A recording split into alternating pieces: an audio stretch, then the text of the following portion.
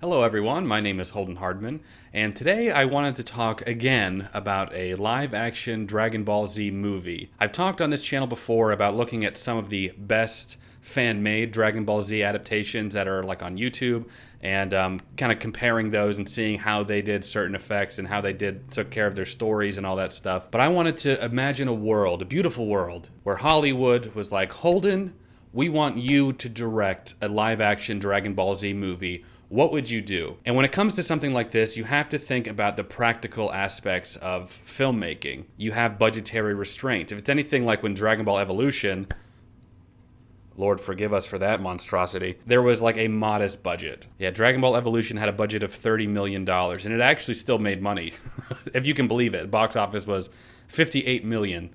Somehow, it made its money back. But in an ideal world where they were like, Holden, we're going to give you this massive budget, you can do whatever you want. You can utilize whatever resources that we have to make a live-action Dragon Ball Z movie.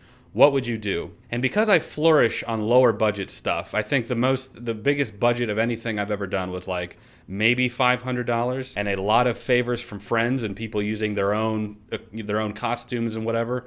So the idea of having like a real budget and a real team to make a real movie would just be, it would just be amazing. People have stopped liking live action adaptations. Back in like the early 2000s, people loved them. I loved them. I've wanted a live action Dragon Ball Z movie since 2002. But we have had this shift where people are like, we don't want any more live action stuff because people keep doing them wrong. They keep sucking. I know that people are like, you'd have to make 6 movies. You'd have to make 3 movies, maybe, the Frieza saga, Cell saga, Buu saga, and maybe go from there. Realistically speaking, because it would be a gamble for whatever studio, I know that they would probably not even want to do more than one starting off.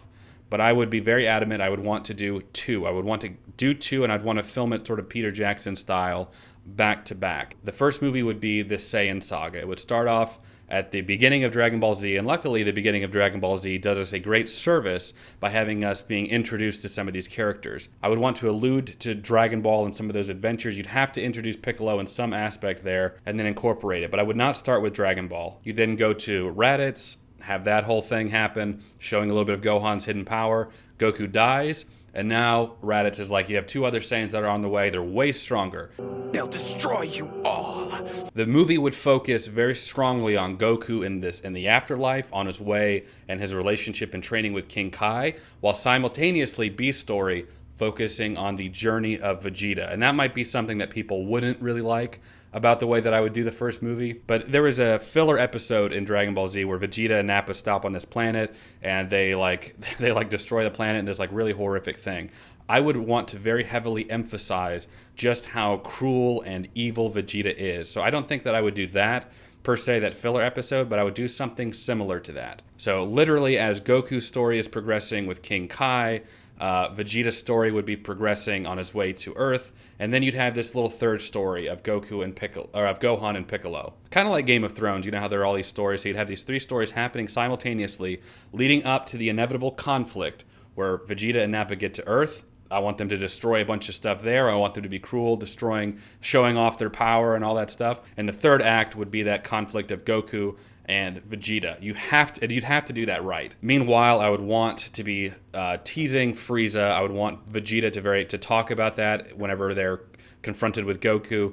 They have this fight. Vegeta bails, and then they're off. Okay, we're going to go to Planet Namek to wish our friends back. The second movie, and the movie that I would want to conclude this little duology of it, because it would be very important to me to make this a beginning to end story, these 2 movies. And it would go through to have the Ginyu Saga. You'd begin to start seeing Vegeta shifting alignment, obviously not to be good, but he's definitely not as cruel as he was in the first movie. You have the Ginyu Force. You can have a lot of fun with that. But the ultimate villain, the ultimate antagonist is Frieza. And even in the first movie, I would want to be teasing the Super Saiyan. And that's something that I think a lot of people wouldn't like. That you would not see Super Saiyan in the first movie. And I would do that purposely because I don't want to cheapen the Super Saiyan. I think Super Saiyan has lost a lot of its gusto with where we're at in the series and in the manga and the anime right now, and I wouldn't want that for the movies. I'd want that Super Saiyan to still have that special aspect that it did when it first showed up.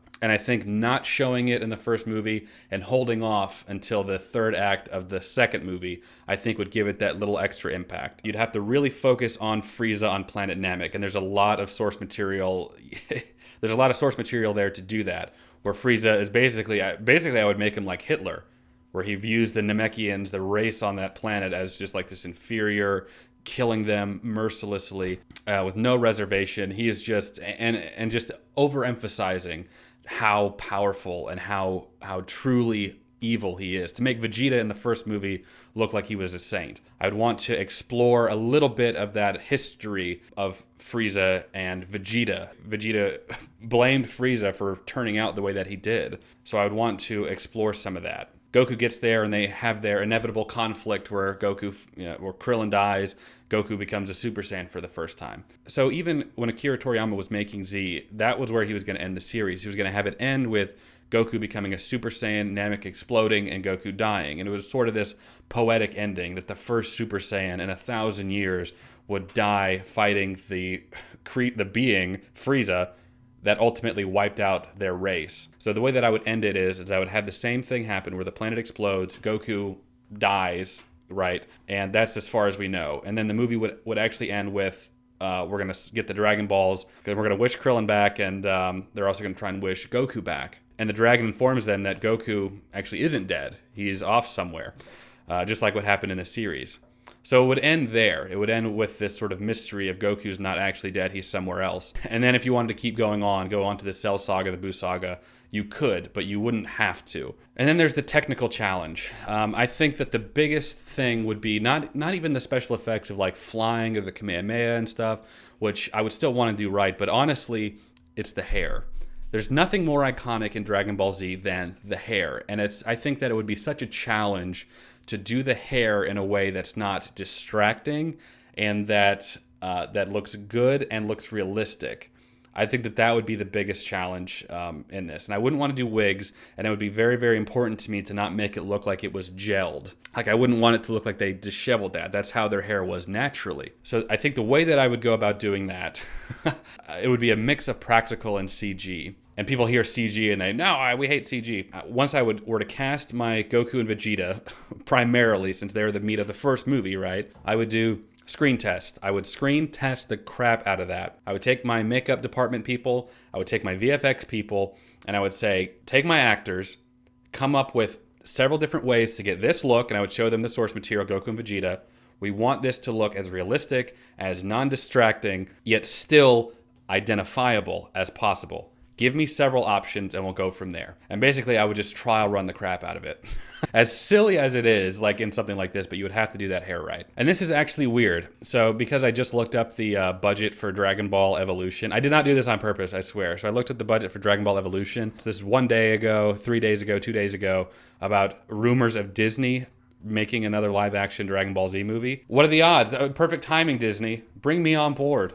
I can be a consultant. I don't know if any of that's true. I have no idea anything other than that. But from a movie making standpoint, you just cannot cram in all of Dragon Ball Z into, a few movies. So you really have to take the heart and soul of Dragon Ball Z. What makes Dragon Ball Z, you have to retain the spirit of that. I think for casting somebody like Goku and Vegeta would be the make or break thing too. It's these small technical things, but if you can get those things right, I think that you would have a good movie on your hands. So for somebody like Goku, you'd have to have somebody that has to be young. They would have to be a young actor to grow up, to be, because Goku was like in his like 30s, 40s and like the Buu Saga, right? Like years later. But you also wouldn't want like a young kid being Goku either. So somebody like in their mid 20s, maybe early 30s if they looked young enough. Ideally, somebody with some sort of martial arts or gymnastics background or something that they could be physical and doing stunts. But the personality, Goku, the personality has to be so spot on. I think in a lot of the live action adaptations, they make Goku like such an idiot.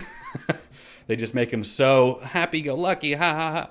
Which Goku very much is, but Goku is also the same person that became that Super Saiyan, that had this moment of just being overwhelmed with just fury when fighting Frieza. So somebody that can balance that and do it in a realistic way, because you don't want somebody who is acting all happy-go-lucky at the beginning of Z and then turns into this, almost feeling like it's a different character. You don't want that either. So there's nobody in mind that I would just be like, I just picture and I think, that's Goku. That's who I would cast as Goku.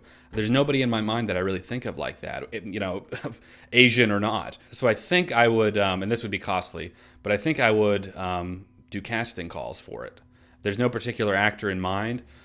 People know this source material. I don't know if it's something that they would want to keep secret until later on or what, but I would probably seek out to cast my Goku. And I would probably do the same thing for Vegeta. Those would be the two primary people that you have to get right. But you can't give this type of property to just anybody. I think one of the reasons that the Sam Raimi Spider-Man movies, especially the first two, were so dang good was because Sam Raimi was a huge fan of Spider-Man. Like, that was the winning thing that won the executives over at Sony, was he talked about just his love for the character, and it's like personal. So I think that when you take a property like this that's so many people worldwide love, you need somebody that loves it. And I think I'm that guy. Hire me, Disney, if you're going to make this. But that's it, everybody. Thank you so much for watching. And a big shout out to my patrons. Guys, thank you so much for helping me and making videos like this where I can just sit down and talk to you guys. I'm going to try and do more of that. Normally when I make videos, I try to bullet out and I try to be very, very meticulous about the way I say things. But this one was not like that. I'm very much just sort of being spontaneous with it. So hopefully you like this type of video. Make sure to like if you enjoyed it. Subscribe if you want to see more fun content like this. And as always, everyone, I appreciate you watching, and I'll catch you in my next video. Take care.